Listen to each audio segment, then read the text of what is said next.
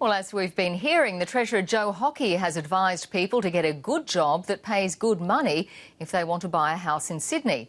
But in professions such as nursing and teaching, that's not always an option. Now, a new development in inner city Sydney may offer a solution. It's promising low-cost housing for essential workers who can't afford to live in the areas where they work. This building site could be the key to Sydney's housing problem.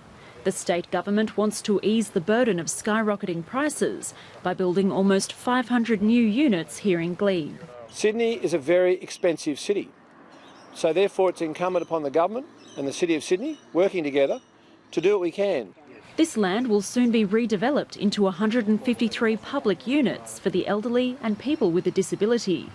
There'll be 247 units sold to private buyers, and there'll be 95 affordable units for the city's key workers, nurses, teachers and police. They're on medium, incomes, and yet Sydney's got so expensive that they can't afford the current housing prices. The $170 million project is being touted as a model for future developments, but community housing providers say it's not the only option.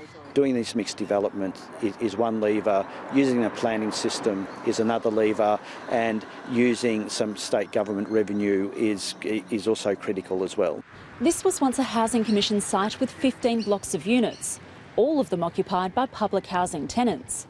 The new development will be a mixed one, part of a deliberate policy to end the separation between public and private housing.